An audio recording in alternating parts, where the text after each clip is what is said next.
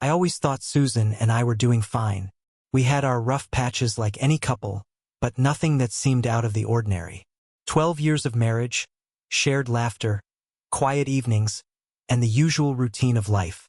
I never saw it coming, not until she dropped the bombshell over dinner one night. "I just need space, Martin." Her voice was soft, but there was something rehearsed about it, something calculated.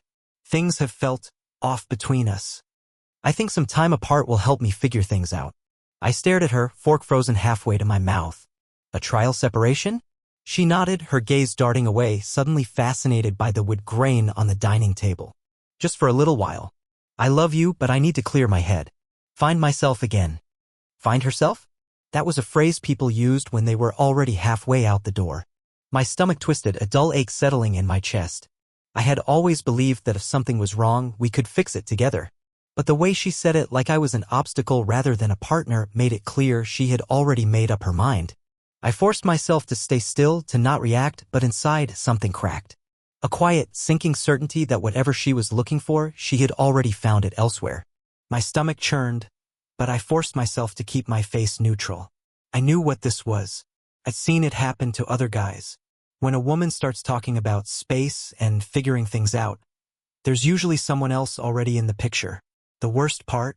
She wasn't even trying to hide how relieved she looked when I didn't explode, didn't argue, didn't beg her to reconsider. "If that's what you need," I said, keeping my voice steady, even as my mind raced. Her shoulders sagged with relief. That sealed it. This wasn't about some midlife existential crisis. This was about someone else. I'd bet my last dollar on it. So I did the one thing she didn't expect. I agreed. But I wasn't just going to sit around like some heartbroken fool. No, I was going to find out the truth. The next morning, I packed a bag and moved into my brother's guest house on the other side of town. I made sure to act just the right amount of hurt. Not too dramatic, but just enough to make it believable. I didn't want Susan suspecting I was onto her. She needed to think I was wallowing, not watching. As soon as I was alone, I pulled out my laptop and logged into our shared phone account. Susan wasn't tech-savvy, and I'd set up all our phone plans years ago, which meant I had full access to her call and text history. I scrolled through the logs, looking for anything unusual. It didn't take long to find it. A number I didn't recognize. Repeatedly. Late at night. During her lunch breaks. Even on weekends. Sometimes short calls, sometimes long conversations that stretched past midnight. My jaw tightened as I copied the number and ran it through a reverse phone lookup. Daniel Carter. I didn't recognize the name at first, but a quick search filled in the gaps. He wasn't just some random guy. He was married. I exhaled slowly, staring at his picture on my screen. A well-dressed man in his early 40s, smiling at some corporate event. So this was the guy. The one Susan had been sneaking around with. My hands clenched into fists, but I forced myself to stay calm. I couldn't afford to lose it now. I needed more than just a phone number and late-night calls. I needed proof. I spent the rest of the day digging. Daniel worked in finance, some mid-level position at a brokerage firm downtown. The kind of guy who wore expensive suits but never really worked a day in his life. A paper pusher who made his living shifting numbers around while guys like me built real things with our hands. The more I read about him, the more I hated him. He wasn't just some affair partner, he was a cliché. Married for 15 years to a woman named Rachel. They had 2 kids. He lived in a house that wasn't too far from ours. I wondered if Susan had been meeting him there or if they were using hotels. A deep, simmering rage settled in my chest, but I tamped it down. Getting angry wouldn't help. I needed to be smart about this. The first step was tracking her movements. That evening, I ordered a discreet GPS tracker online, the kind that could be stuck under a car's frame and monitored through an app. It would arrive the next day. In the meantime, I sent a quick message to my friend Jake, a private investigator I'd helped out years ago. "Me, need a favor. Discreet surveillance. Can you do it?" His reply came almost instantly. "Jake, always. Who are we watching?" "Me, Susan." There was a pause before his next message. "Jake, damn, asterisk asterisk. Me, yeah. I'll send details soon." That night, Susan called me. "Hey," she said, voice softer than usual. "How are you?" "Fine," I lied. "Just adjusting." She sighed. "This isn't easy for me either, Martin." I almost laughed. Not easy for her? She was probably lying next to Daniel while feeding me this nonsense. but I kept my tone neutral. I know. There was a pause. We can still talk, right? I don't want us to be strangers. I could hear the guilt in her voice, or at least the performance of it. She wanted to make sure I wasn't suspicious. She wanted to keep me on the hook just in case things with Daniel didn't work out. Of course, I said. We'll talk soon. As soon as the call ended, I blocked her number. I didn't need her fake concern. I needed answers. By noon the next day, my package had arrived. That night, under the cover of darkness, I drove back to my old house, staying far enough away so the streetlights wouldn't catch me. Susan's car was parked in the driveway, right where it always was. I moved quickly, sliding under the vehicle and attaching the GPS tracker to the frame. A small red light blinked twice, then went dark. Perfect. Now I could see everywhere she went. I climbed back into my car, heart pounding. My phone buzzed. Jake had sent me something. Picture. Susan. In a parking lot. Standing close to a man I instantly recognized from my earlier search. Daniel Carter. They weren't touching, but the body language was enough. The way she tilted her head when she laughed. The way he leaned in just slightly. The way she glanced around nervously before getting into his car. I gripped my steering wheel so tight my knuckles went white. There it was. Proof. I stared at the picture, a sick feeling twisting in my gut. But I didn't let the anger take over. Not yet. No, I was going to be patient. Because I wasn't just going to confront them. I was going to destroy them. I was sitting in my brother's guest house, staring at my laptop when my phone buzzed. A message from an unknown number. Unknown, I think we need to talk. About Susan. And about my husband. I sat up straighter, my pulse kicking up. I read the message again, then checked the number. No name saved. A scam? A mistake? Then, another text followed. Unknown. Rachel Carter. Daniel's wife. I had been waiting for a break, but I hadn't expected this. I took a deep breath and typed back. Me. Where and when? We met that evening at a small coffee shop just outside of town. I arrived first, grabbing a corner booth with a clear view of the entrance. I didn't have to wait long. Rachel Carter walked in, scanning the room until her eyes landed on me. She moved with purpose, her posture rigid, like someone who had spent days rehearsing this moment. Her eyes, dark and calculating, flickered with something hard to read. Anger, exhaustion, maybe both. She was sharp-featured, well-dressed, the kind of woman who carried herself like she always had a plan. Her expression was neutral, but I caught the flicker of something underneath. Not sadness, not anger, something colder, determination. She slid into the seat across from me, set her purse down, and got straight to the point. I know Susan and Daniel are having an affair, she said, folding her hands on the table. And I think you know it too. I exhaled slowly. I suspected it, but I didn't have proof. She reached into her bag, pulled out her phone, and slid it across the table. I hesitated before picking it up. The screen was open to a messaging app. I scrolled. Explicit messages. Plans for secret meetings. Pictures. My stomach twisted as I forced myself to keep reading. Susan was in them, smiling, playful, wearing things she hadn't worn for me in years. The texts were worse: pet names, inside jokes, little details that cut deeper than I expected. She wasn't just sleeping with him. She was enjoying it. I placed the phone down and clenched my jaw, forcing the rage down. How long? Rachel leaned back in her seat. Months. Since before Susan suggested the separation. I should have been more shocked, but deep down I had already known. They've been meeting at a hotel every Thursday, Rachel continued. The Grand Crest on Oak Street. The Grand Crest. I knew it. I had driven past it 100 times. It wasn't a 5-star resort, but it was private, discreet, the kind of place people went when they didn't want to be seen. We can't just let them get away with it, she said, voice even. For the first time since Susan asked for space, I felt something other than betrayal. I smiled. I agree, I said. But if we're going to do this, we do it smart. Rachel smirked, tilting her head slightly, her fingers drumming lightly against the table. Her voice was smooth, deliberate, carrying the weight of someone who had already envisioned every possible outcome. I was hoping you'd say that. Over the next few days, Rachel and I put our plan together. She had a friend who worked at the Grand Crest's front desk, which gave us a direct line to information we wouldn't have been able to get otherwise. It didn't take long to confirm what Rachel already knew. Daniel and Susan booked room 214 every Thursday at 9 p.m. Like clockwork. We needed to catch them red-handed. But not just for our own satisfaction. We needed undeniable proof. Proof that would ruin them in the way they had tried to ruin us. Rachel handled the hotel side, making sure the room would be accessible when we needed it. Meanwhile, I took care of Susan. At 6 p.m. on Thursday, I sent Susan a message from an anonymous number. I know about the affair. Meet me at the Grand Crest, room 214 at 9 p.m. or everyone will know. Rachel glanced at my phone as I hit send. Think she'll take the bait? I smirked. She'll panic. And when people panic, they make mistakes. Sure enough, 20 minutes later, Susan called me. I let it go to voicemail. Seconds after, a text.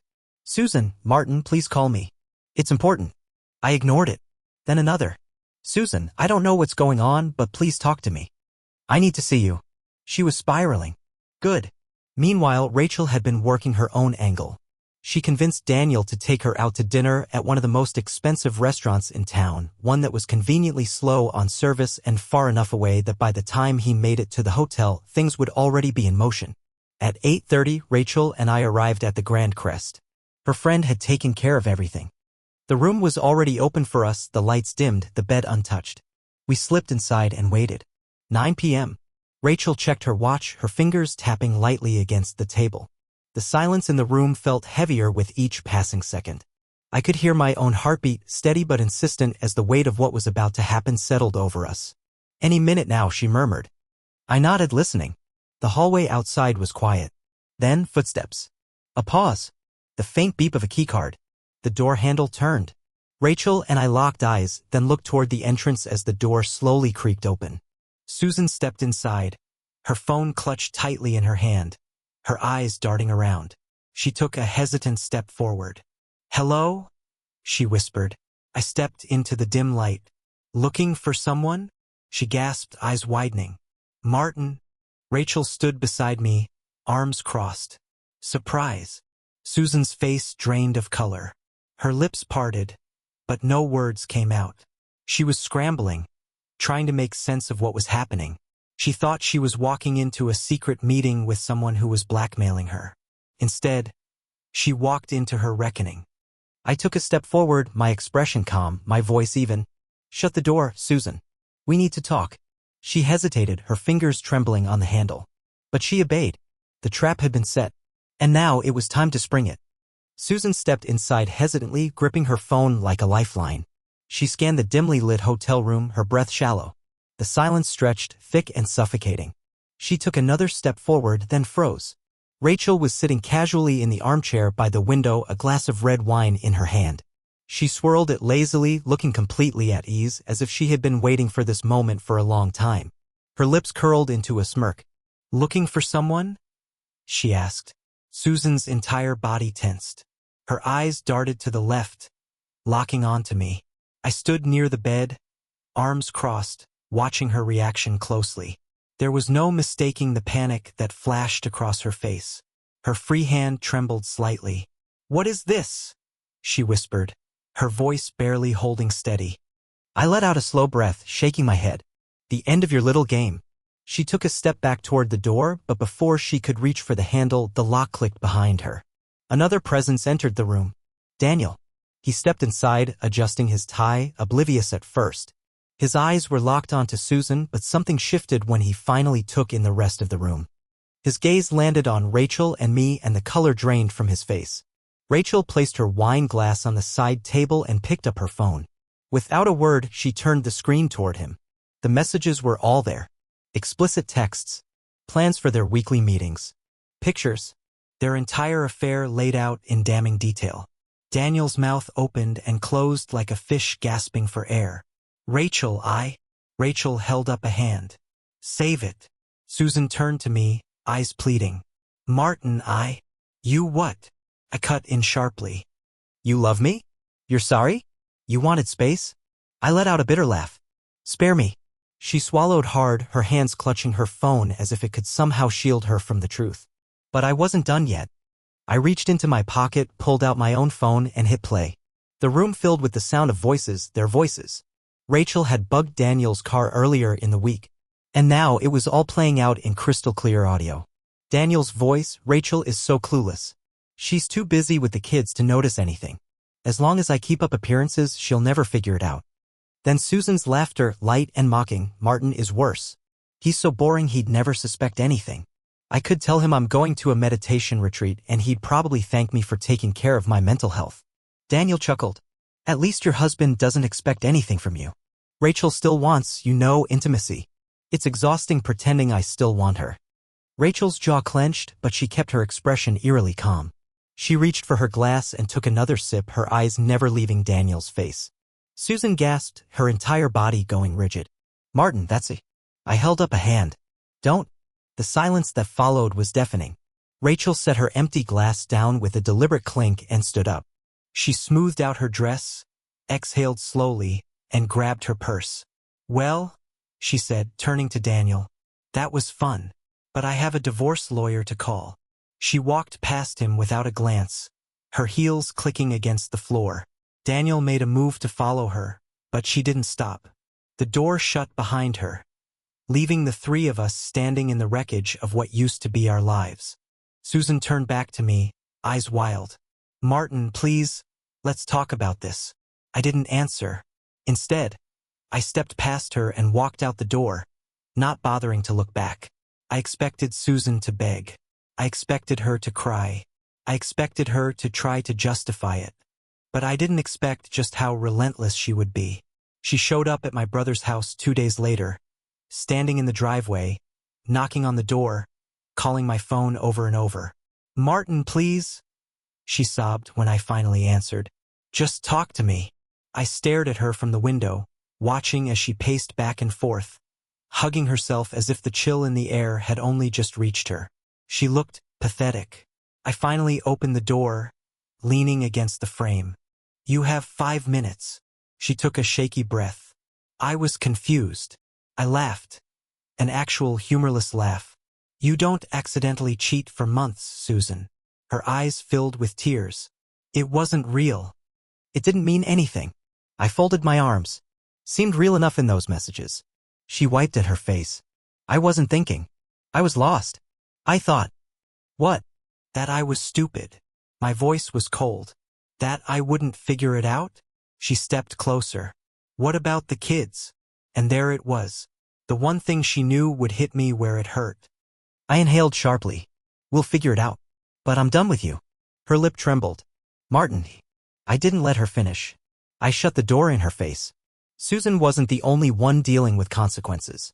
Rachel made sure Daniel's affair didn't stay a secret. She filed for divorce within a week, securing full custody of their kids. She leaked everything to his workplace, where office romances weren't exactly encouraged. By the end of the month, Daniel had lost his family, his job, and his reputation. As for Susan, well, without her cushy affair, without the illusion that she was in control, she floundered. The confident woman who had told me she needed space now found herself completely alone. And I? For the first time in a long time, I felt free. The divorce was swift, almost clinical. I didn't want drawn-out fights or screaming matches. I wanted it done. And I came prepared. Susan tried to negotiate. She tried to play the remorseful wife, the misunderstood woman who had simply lost her way. But I had the proof and I wasn't interested in compromise. Every text, every phone call, every hotel visit was neatly documented, a timeline of betrayal she couldn't talk her way out of. She wanted to fight for a bigger share of assets. I refused. I wasn't about to reward her for what she did. In the end, she folded.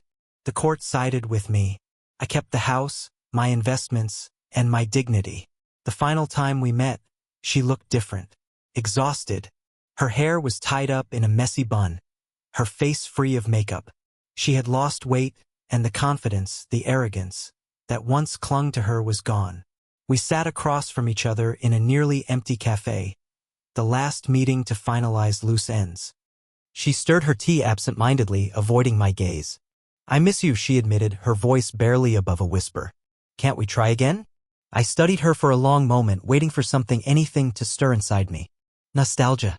Longing. Even anger. But there was nothing. Just an emptiness where something used to be. You wanted space, I said, my voice calm. Now you have all the space in the world. Her lower lip trembled, but I didn't stay to watch her fall apart. I pushed my chair back, stood up, and walked away, leaving her alone in the ruins of her own choices. Months passed. I filled the silence with things that made me feel like myself again. I worked out more, rebuilt friendships I had neglected, and took on new projects at work. I stopped looking over my shoulder, waiting for Susan to call, waiting for the guilt to set in. It never did. One evening, I got a text from Rachel. Rachel, coffee? I hesitated for a moment, then replied. Me, sure. Same place? We met at a small cafe downtown, a different one than where I last saw Susan. Rachel was already there when I arrived, a steaming cup of coffee in front of her. She looked up and gave me a knowing smile. I sat across from her, nodding in greeting. You look good. She smirked.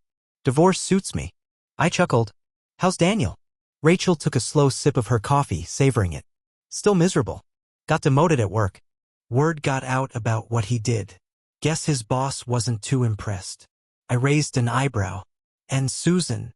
Rachel leaned back in her chair, a satisfied glint in her eyes. From what I hear, not doing too great either. I think she finally realized that Daniel was never going to leave his wife for her. Not that it would have helped her much. I smirked. Guess they got what they wanted. Rachel studied me for a moment, her expression thoughtful. And you? What now? I shrugged, leaning back. I don't know about you, but I think I'm finally free. She tilted her cup slightly in my direction, a silent toast. To freedom. I clinked my cup against hers. For the first time in a long time, I felt at peace.